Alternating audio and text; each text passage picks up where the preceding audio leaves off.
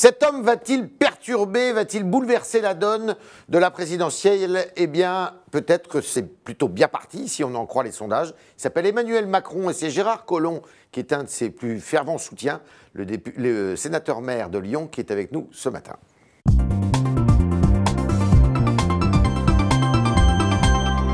Gérard Collomb, bonjour. Bonjour. Vous êtes encore au Parti Socialiste, il faut le dire. Bien sûr. Voilà. Et vous avez un mouvement qui s'appelle les Réformateurs.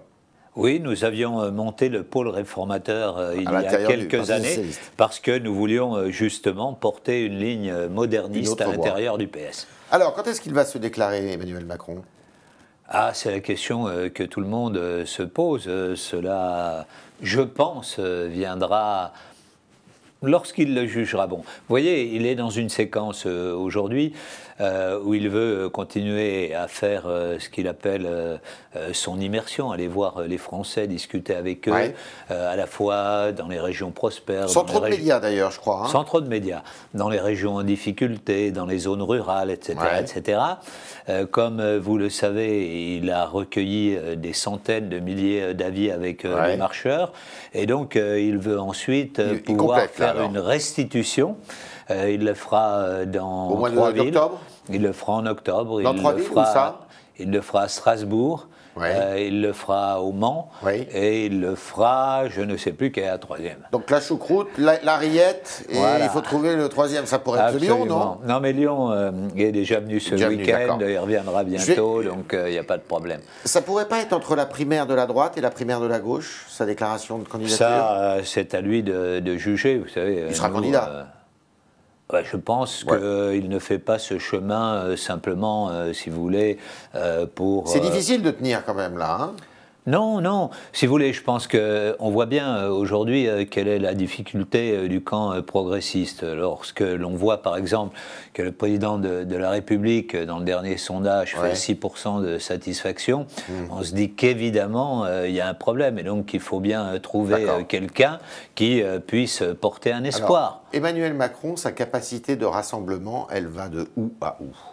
Mais je pense qu'elle est assez large, parce que, si vous voulez, à la fois, il y a un certain nombre de gens au Parti Socialiste qui s'interrogent, qui se disent, finalement, peut-être qu'on juge qu'Emmanuel Macron, il est trop réformiste, mais si finalement le fait de ne pas avoir quelqu'un comme Emmanuel Macron nous conduit à devoir choisir entre Le Pen et puis, je ne sais pas, le candidat qui sera décidé à la primaire de droite, peut-être Sarkozy, vaut quand même mieux voter Macron au premier tour. Alors, on a vu, puisque vous étiez réunis le week-end dernier chez vous, à Lyon, que les leaders annoncés de gauche ne sont pas venus. Ah si, ils étaient tous là, mis à part un ou deux, Moscovici qui s'est absenté, et puis c'est tout. Les autres étaient là. Mais on a le sentiment quand même que Macron séduit plus la droite que la gauche. C'est pas vrai, ah non, c'est pas vrai. Lorsque vous regardez le sondage, vous voyez qu'il y a une partie de la droite, effectivement, qui trouve que c'est quelqu'un qui bouscule un peu le paysage, puisque les gens en ont un peu marre, on va dire, de la gauche dure et puis de la droite sectaire. Et donc, ils cherchent quelqu'un de nouveau qui présente surtout des idées qui soient en harmonie avec le temps que l'on vit, avec le 21e siècle, et pas répéter ce qu'on a fait au 20e siècle. En fait, il veut révolutionner la gauche française, quoi, c'est ça ? Oui, il veut la renouveler. Vous voyez, on voit bien qu'on vit dans une nouvelle époque. On n'est plus à l'ère de l'État-nation, on est dans la mondialisation. On vit les révolutions technologiques qui s'accélèrent. Et hélas, on s'aperçoit que dans tous les produits que nous avons aujourd'hui, que nous utilisons, vous et moi, il n'y en a pratiquement aucun qui sont français. Donc les difficultés de notre industrie, et lui, il veut bousculer tout cela. Alors, c'est ça, la difficulté peut-être pour Emmanuel Macron, c'est que quand on le regarde, quand on l'écoute parler, on voit qu'il incarne parfaitement cette cette France mondialisée, des grandes villes, éduquée, tout ça. Mais il y a une autre France, il y a une France qui se sent abandonnée des services publics, qui est dépassée justement par la numérisation de l'économie, et qui a peur, elle, et qui va plutôt vers des votes justement extrêmes. Est-ce que, pour faire vite, est-ce que Emmanuel Macron, qui est entendu à Paris, à Lyon, à Marseille, il peut être entendu dans la Creuse, en Corrèze Oui, bien sûr, il était à Aurillac il y a 15 jours à peu près, et donc il était reçu par le sénateur Mézard et un certain nombre d'autres élus locaux. Et donc il leur disait, nous on a trouvé notre propre avenir, pas en imitant évidemment les grandes métropoles sur les nouvelles technologies, mais on a aussi apporté un avenir et on peut y arriver. Non, je pense, si vous voulez, que ce que fait Emmanuel Macron, c'est à la fois parler aux générations nouvelles qui effectivement sont dans le mouvement, mais aussi parler à ceux qui aujourd'hui se trouvent en grande difficulté. Alors on voit bien qu'il y a d'un côté un certain nombre de gens qui craignent le déclassement et qui vont vers les idées du Front National. Puis, je dirais presque symétriquement, vous avez d'autres gens dans les quartiers populaires d'origine immigrée qui tout d'un coup ne croient plus aux promesses de la République, ne croient plus qu'ils vont être intégrés dans ce pays, qu'ils vont trouver un emploi et qui du coup se laissent séduire, hélas, par les sirènes les plus extrémistes. Comment vous ressentez les propos de François Bayrou sur Emmanuel Macron? Il a durci le ton. Oui, mais je crois qu'il se sent un peu en concurrence parce que Emmanuel Macron, d'une certaine manière, il incarne aussi a pris une partie de son électorat. Il incarne le centre aussi, Emmanuel Macron, ou il reste un homme de gauche? Mais, si vous voulez, ce qu'il essaye de faire, c'est surtout construire un rassemblement de gens très différents, certains venant de la gauche, certains venant plutôt du centre droit. Et puis surtout, il s'adresse à beaucoup de gens qui n'avaient jamais été intéressés par la politique jusqu'à présent. Moi, lorsque je vois par exemple les réunions d'En Marche qui se passent à Lyon, je vois des jeunes générations, je vois des gens que la politique n'intéressait pas. Parce que vous voyez, nous, la politique, ça nous passionne, vous comme journaliste, moi comme homme politique, mais il y a beaucoup de gens pour qui la politique c'est totalement étranger. Et tout d'un coup, il arrive à les intéresser parce qu'il préfigure quelque chose de nouveau. C'est le Kennedy français? Oui, il y a un peu de ça, d'une certaine manière. Je pense qu'on peut dire ça. Alors, on le connaît et on l'entend beaucoup sur l'économie. Est-ce qu'il sera au niveau sur les sujets concernant la sécurité, concernant la lutte contre le terrorisme, tous ces sujets-là, l'école aussi?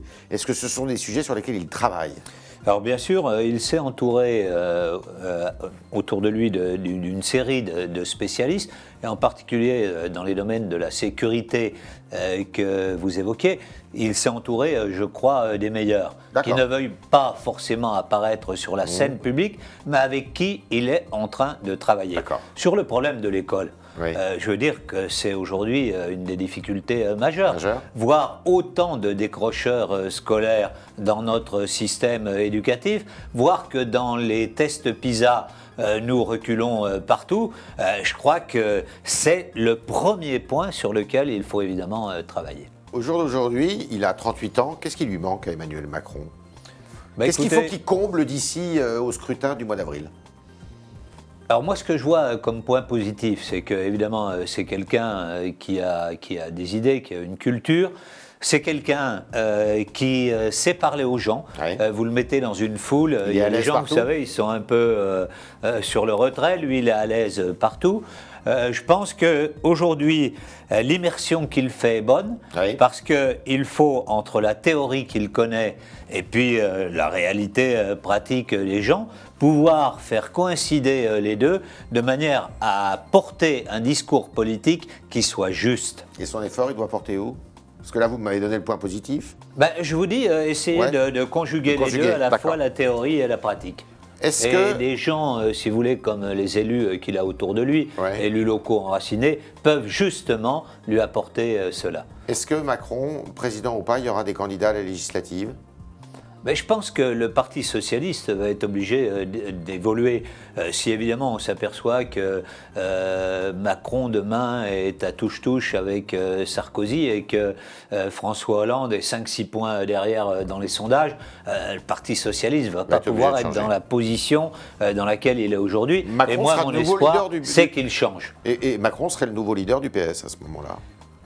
D'une forme renouvelée. Moi, j'ai vécu le congrès d'Épinay en 71. On a bien vu que le parti, à cette époque, se fossilisait avant 71. Puis, quelqu'un qui venait de l'extérieur, parce que je vous rappelle que François Mitterrand n'était pas au Parti socialiste, qui tout d'un coup est venu, qui a tout bouleversé et qui a créé un nouveau parti qui, à l'époque, a suscité une espérance. Et bien, je crois que Emmanuel Macron est capable de faire cela. Vous n'avez pas eu le loisir de regarder le débat américain cette nuit, peut-être? Non. À qui va votre préférence entre Hillary Clinton et Donald Trump? Trump, je dois dire, il effraie quand même un peu tout le monde. Je pense à la fois aux USA, mais à l'étranger en même temps. C'était le talk de Gérard Collomb qui nous a dit beaucoup de choses sur Emmanuel Macron, qui est déterminé, qui travaille, qui est un petit peu ce Kennedy à la française qu'on évoque de temps en temps, et puis qui pourrait être l'homme à l'avenir, dans le futur, on ne sait pas quand, et bien qui pourrait être l'homme du renouvellement, du renouveau de la nouvelle jeunesse du Parti socialiste. C'est ce que nous a dit le sénateur maire de Lyon ce matin au micro du Figaro. Merci Gérard Collomb. Merci.